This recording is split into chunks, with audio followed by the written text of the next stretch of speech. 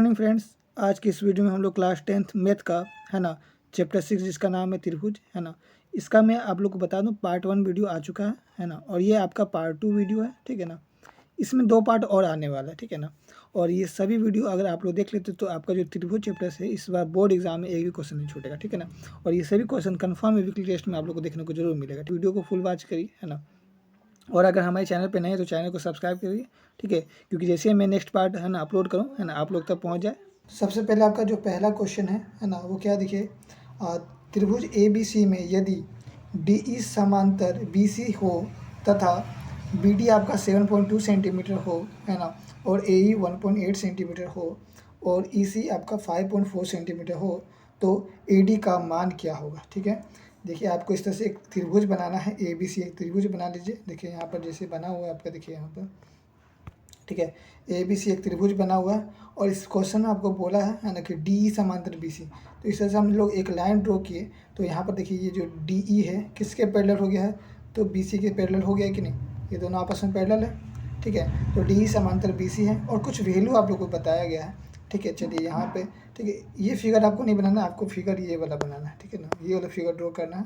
ठीक है, छोटा सा क्वेश्चन आता है ना। ठीक है, तो इसीलिए आपको ये वाला फिगर ड्रॉ करना है, 2 फिगर नहीं एक ही फिगर बनाना है, ये वाला। ठीक है ना, और सबका वैल्यू जो जो दिया हुआ उसको लिख देना है। ठीक है, सबसे पहले आपका ए कितना दिया हो तो 1.8 सेंटीमीटर, और बी डी कितना दिया हो तो 7.2 सेंटीमीटर, और ई सी कितना दिया हो तो 5.4 सेंटीमीटर दिया हो। ठीक है ना, इसको हम लोग लिख लिए। और क्वेश्चन में हम लोग को क्या बोला था, ए डी पता करनी है। ठीक है ना, ए डी हम लोग को क्या करना है, निकालना है। चलिए हम लोग निकालते हैं। क्वेश्चन में आप लोग का दिया हुआ था उसको यहाँ पर लिख लेना है। ठीक है ना, और हम लोग को जो निकालना है ना, यानी कि ए डी निकालना है, तो ए डी इक्वल टू आप क्वेश्चन मार्क लिख लीजिएगा। ठीक है ना, और आप लोग को है ना बताना है कि क्या पैरेलल है, तो डी ई पैरेलल क्या है, बी सी है। तो हम लोग थेल्स पर में से फॉर्मूला जानते हैं, क्या फॉर्मूला जानते हैं, तो ध्यान दीजिएगा यहाँ पर जो है आपका ये वाला A D by B D equal होता है ए ई बाई ई सी के या फिर सी के, बोलिए। ठीक है ना, तो वही हम यहाँ लिखे A D by B D equal to होता है ए ई बाई ई सी के। ठीक है, अब यहाँ पर जो वैल्यू दिया हुआ है, ए डी आप लोग को नहीं दिया हुआ है तो ए डी को ही लिख देना। ठीक है ना, बटे, और डी बी कितना दिया हो तो डी बी, देखिए डी बी आपका कितना दिया तो 7.2 लिखा हुआ। ठीक है ना, और ए कितना है तो 1.8 है, तो 1.8, और ई सी कितना है तो आपका 5.4 है, तो 5.4 लिखा। ठीक है ना, ये देखिए ये 1.8 जो है आपका ये 1 बार में कटेगा, और ये 5.4 जो है आपका 3 बार में कट जाएगा। ठीक है ना, आप ऐसे भी कर सकते हैं, यहाँ डेसिमल हटा सकते हैं, ये 18 बन जाए 18 और 18 3 जाए 54 आ जाएगा। ठीक है, तो चलिए इस तरह से हुआ आगे। अब जब ऐसा आ गया हम लोग क्या करते हैं, क्रॉस मल्टीपल करते हैं। ठीक है ना, ठीक है, अभी पहले आप लिख लीजिए, जैसे हम लिख लिए, देखिए A D equal to 7.2 and A D by 7.2 equal to 1/3। ठीक है, अब इसको हम लोग क्रॉस मल्टीपल करेंगे है ना, यानी कि ए डी को 3 से इंटू करेंगे और 7.2 को 1 से इंटू करेंगे। तो जब ए डी को हम लोग 3 से इंटू किए तो इसी को हम लोग लिख लिए इक्वल टू, और जब 7.2 को 1 से करेंगे तो 7.2 ही आएगा। ठीक है ना, चलिए अब आगे हम लोग क्या करते हैं, इसको बनाते हैं है ना। तो देखिए यहाँ पर ये जो है हम लोग पहले ए डी को लिखेंगे, ए डी इक्वल टू, ये 7.2 है तो 7.2 लिख दिए। अब ये गुना में 3 है। ठीक है, देखिएगा गुना में 3 तो जब बाउंड्री पार करता है तो क्या हो जाता है, डिवाइड में हो जाता है, बटे में हो जाता है। ठीक है ना, तो 7.2/3 आ जाएगा।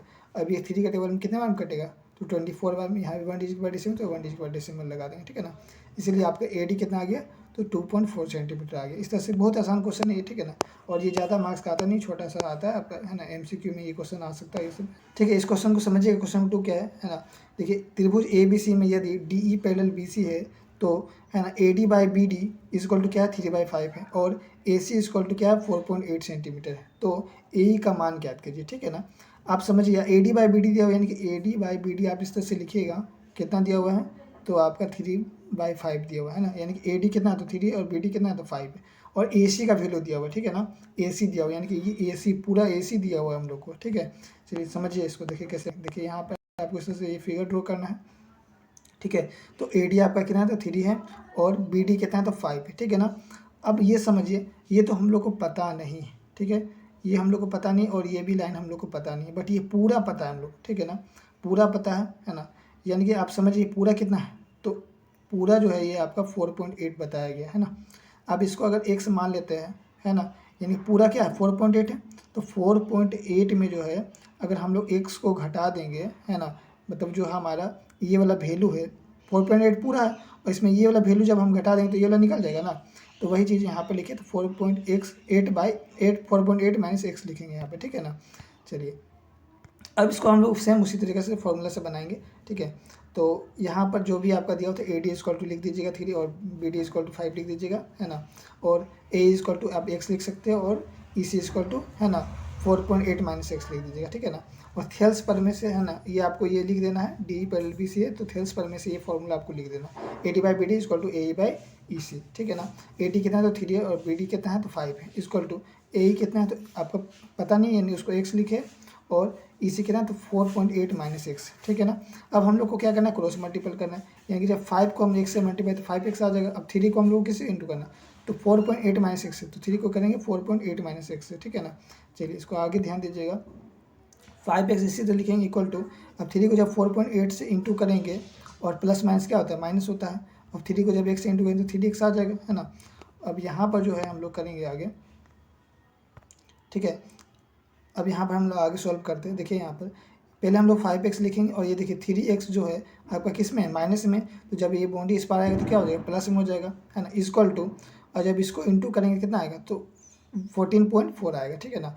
यानी कि 5 और 3 कितना हो गया, 8x, 8x इक्वल टू 14.4 है, तो x इक्वल टू क्या हो जाएगा, तो 14.4, अब गुना में 8 है तो बटे में 8 है, ये कटेगा तो आपका 1.8 आंसर आ जाएगा, ठीक है ना। इस तरह से ये क्वेश्चन बनेगा आपका। चलिए अब नेक्स्ट क्वेश्चन देखते हैं हम लोग, है ना। सभी बहुत महत्वपूर्ण क्वेश्चन है, ये सब आपका जो है ना बहुत बार एग्जाम में आया है, ठीक है ना, समझिएगा। क्वेश्चन नंबर आपका ये जो है 3, ठीक है ना, 3 नंबर है। देखिए क्या है, त्रिभुज PQR में PQ आपका 6 सेंटीमीटर है, QR आपका 8 सेंटीमीटर तथा, है ना, PR आपका 10 सेंटीमीटर। तो Q का मान ज्ञात कीजिए, Q कितना होगा, ये जो Q है आपका कितना होता है, जो आपको पता है Q कितना होगा, 90 डिग्री होगा, ठीक है ना। हम लोग को वही बताना है, ठीक है ना, 90 कैसे होगा, ठीक है ना। सबसे पहले हम लोग अब एक फार्मूला जाते हैं पाइथागोरस प्रमेय से, है ना। क्या होता है, तो कर्ण का स्क्वायर बराबर लंब का स्क्वायर गुने लंब का स्क्वायर प्लस क्या होता है, आधार का स्क्वायर होता है। तो अगर वो उस फार्मूला से हम लोग बनाएंगे, यानी कि कर्ण को इसको H बोलते हैं, है ना, लंब को P बोलते हैं, P का स्क्वायर प्लस आधार को B का स्क्वायर करते हैं। अगर H का वैल्यू और P का प्लस B का वैल्यू अगर दोनों आपस में इक्वल हो गया तो हम लोग समझ जाएंगे कि Q क्या होगा, 90 डिग्री होगा, ठीक है ना। तो इसी से हम लोग बनाएंगे इस क्वेश्चन को। देखिएगा सबसे पहले आपका QR कितना दिया हुआ है ना, तो QR आपका 8 सेंटीमीटर दिया हुआ है, PR कितना तो 10 सेंटीमीटर दिया हुआ है ना।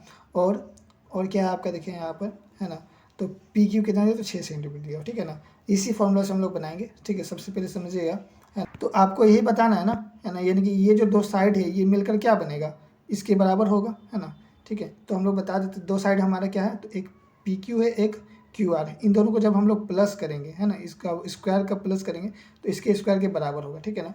तो देखिए PQ का स्क्वायर प्लस QR का स्क्वायर जब करेंगे तो कितना आएगा, 6 का स्क्वायर प्लस 8 का स्क्वायर, है ना। 6 का स्क्वायर कितना आता है 36 और 8 का स्क्वायर 64 आता है। तो जब इसको प्लस किया तो कितना होगा, 100 हो गया। तो इसका जो स्क्वायर होगा, है ना, इसके बराबर होगा, यानी कि 10 का स्क्वायर क्या होगा, 10 का भी स्क्वायर 100 होगा। यानी कि जब दोनों आपका क्या आ गया, 100 आ गया, यानी कि मतलब क्या है कि, है ना, ये आपका जो है ना आपस में क्या इक्वल, ये फॉर्मूला अप्लाई कर रहा है ना। यानी कि ये और दो साइड का स्क्वायर प्लस करेंगे तो बराबर किसका होगा, तो ये PR के स्क्वायर के बराबर होगा, ठीक है ना।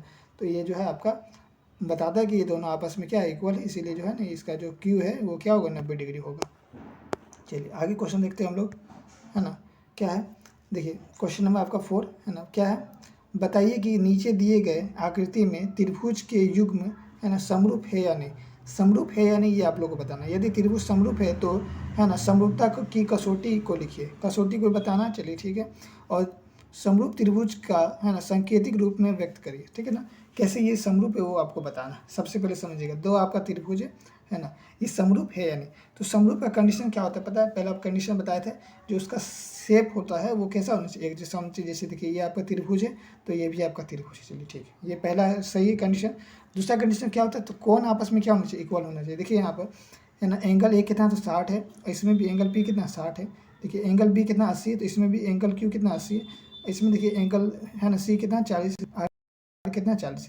यानी कि सारा जो है आपस में क्या है, कौन आपस में इक्वल है, इसलिए क्या है, समरूप त्रिभुज है। और कौन सा कसौटी लग रहा है, तो देखिए एंगल एंगल और एंगल एंगल एंगल एंगल लग रहा है ना। तो आप लिखिएगा, है ना, ABC त्रिभुज ABC, है ना, समरूप है किसके, तो त्रिभुज PQR के, है ना, PQR के। अब कौन सा है, तो आप क्या बताइएगा, एंगल एंगल एंगल एंगल भी बोल सकते हैं या फिर एंगल एंगल एंगल बोल सकते हैं, ठीक है ना, दोनों बात बराबर है, ठीक है। एंगल एंगल एंगल समरूपता कह दीजिएगा, ठीक है ना, ये आपका आंसर हो जाएगा। चलिए आगे हम लोग बढ़ते हैं नेक्स्ट क्वेश्चन में, ठीक है ना। 5 नंबर देखिए, बताइए कि नीचे दिए गए आकृति में त्रिभुज के युग्म समरूप है या नहीं। इसमें भी बताना है कि समरूप है या नहीं, ठीक है। यदि त्रिभुज समरूप है तो है ना समरूपता की कसौटी को लिखिए और तथा है ना समरूप त्रिभुज को संकेत के रूप में व्यक्त करिए, ठीक है ना। कौन सा कसौटी लग रहा है वो भी बताना है और इसको है ना बताना है, ठीक है ना। तो सबसे पहले यहाँ ध्यान दीजिए, है ना। सबसे पहले आपको क्या देखना है, यहाँ पर कोण देखिए, ये कोण क्या है, यहाँ पर 80 है और यहाँ पे भी देखिए कोण क्या है 80 है, यानी कि एंगल ए बराबर क्या है, एंगल एफ है, ठीक है ना। चलिए तो देखिए जब कोण, जब यहाँ देखते हैं ना कोण को, तो जहाँ पर कोण बना, यहाँ पर कोण बना, तो इसका जो सामने वाला है भुजा और इसके जो सामने वाला भुजा है, यही दो का काम होता है, ठीक है ना। जैसे यहाँ कोण में तो इसका सामने वाला और इसका सामने वाला भुजा का काम होता है। तो ध्यान दीजिए यहाँ पर तो आपका ये और ये भुजा दिया हुआ है, ये 6 है और ये 5 है, लेकिन इसमें ध्यान दीजिए तो ये भुजा आपका 2.5 और ये तो दिया ही हुआ नहीं। तो जब ऐसा रहे तो ये आप समझिए ये समरूप नहीं, ठीक है ना। इसका आंसर हो जाएगा नहीं, ये समरूप नहीं है। तो जब समरूपी नहीं है तो कसौटी कहाँ से बताइएगा, ठीक है ना। चलिए इसके बाद हम लोग आगे नेक्स्ट क्वेश्चन में बढ़ते हैं, ठीक है ना। ये आपको और समझने में हेल्प करेगा। देखिए बताइए कि नीचे दिए गए आकृति में है ना त्रिभुज के युग्म समरूप है या नहीं, ठीक है। इसमें बताना समरूप है या नहीं। यदि समरूप है तो समता की कसौटी बताइए, है ना, और समरूप त्रिभुज को है सांकेतिक रूप में व्यक्त करिए। तो यहाँ पर जो है आपका एंगल ए किसके बराबर है, एंगल क्यू के, क्योंकि दोनों 70 डिग्री। अतः हम देखते क्या है, जहाँ कोण बनता है उसका सामने वाला भुजा और ये सामने वाला भुजा, है ना, ये दो का काम होता है। यहाँ पर कौन बना, ये सामने और ये सामने वाला भुजा का काम होता है, ठीक है ना।